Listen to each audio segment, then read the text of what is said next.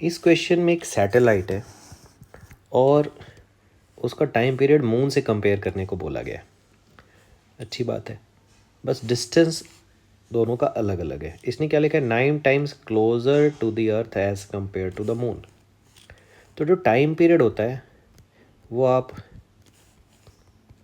t² proportional to r³, ये आप दो तरीके से याद कर सकते हो, केपलर्स लॉ से भी, और t का जो फॉर्मूला था आपका 2π√r³/gm, इससे भी याद कर सकते हो आप।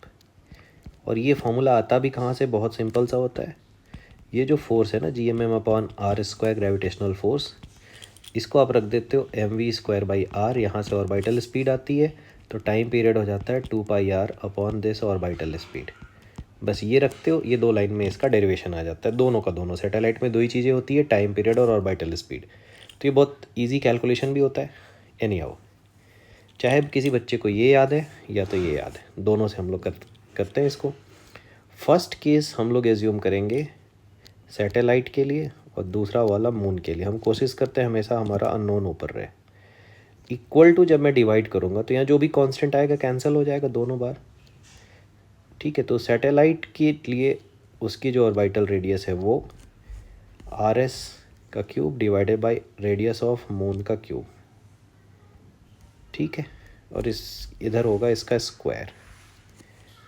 तो ये क्या इम्प्लाई करता है कि जैसे मैं सैटेलाइट के लिए निकालूंगा इसका रूट लेके TS/ time period of moon, तो क्योंकि यहाँ से मुझे ये पावर हटानी पड़ेगी, मुझे TS चाहिए तो भाई इधर क्या आएगा बच्चों, radius of that satellite 9 times closer है, मतलब 1/9 times of radius of moon है।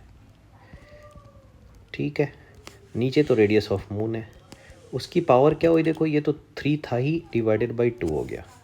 ये वाला 3 और ये जो आपने लेफ़्ट से पावर हटाई है ना, वो उधर जाके रूट हो जाएगा, पावर हाफ हो जाएगा। तो यह 1/9 की पावर 3/2 भाई, ये आया। अब ये कैसे निकलेगा, 1/2 का मतलब होता है रूट, तो पहले आप 1/9 का रूट ले लो।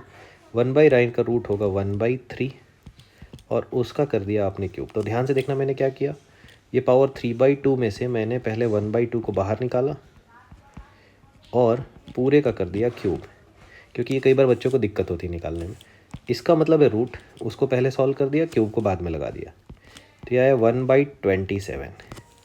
किसकी वैल्यू आ गई, time period of satellite divided by time period of moon.